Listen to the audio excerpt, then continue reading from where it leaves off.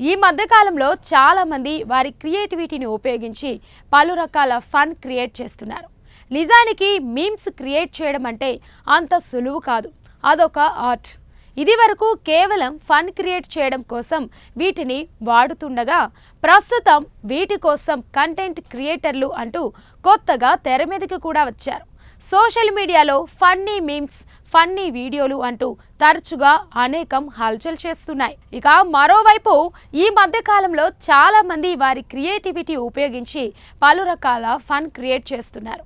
విద్యార్థులకు పరీక్షల్లో ఇచ్చిన ప్రశ్నలకు సమాధానం రాయమంటే వారు వారి తెలివితేటలు ఉపయోగించి రకరకాల ఫన్నీ ఆన్సర్స్ రాస్తూ వైరల్ అవుతున్నారు. ప్రశ్నకు సమాధానం తెలియకపోవడంతో ఏదో ఒకటి రాసి పేపర్ నింపాలన్న భావనతో చిత్ర విచిత్రమైన సమాధానాలు రాయడంతో అందుకు సంబంధించిన కొన్ని పరీక్ష పత్రాలు టీచర్లు సోషల్ మీడియా ద్వారా పంచుకోవడంతో చాలానే వైరల్ అయ్యాయి.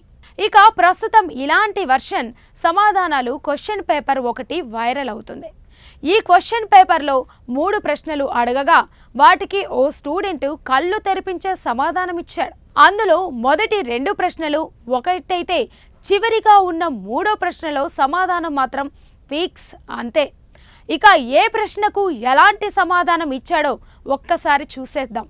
1వ ప్రశ్నలో భూమి గుండ్రంగా ఉంటుందని ప్రూఫ్ చేయగలరా అని అడిగారు. అందుకు గాను నేను చేయలేను, ఎందుకంటే భూమి గుండ్రంగా ఉంటుందని నేను చెప్పలేదు అంటూ సమాధానమిచ్చాడు. ఇక 2వ ప్రశ్నగా మనకు సూర్యుడు, చంద్రుడు వీరిలో ఎవరు ముఖ్యం అని అడిగారు. దానికి సమాధానంగా చంద్రుడు, ఎందుకంటే రాత్రి చీకటిలోనూ చంద్రుడు మనకు వెలుగునిస్తాడు, సూర్యుడు పగటిపూట మాత్రమే కాంతిని ఇస్తాడు, కాకపోతే మనకు అది అవసరం ఉండదని సమాధానమిచ్చాడు.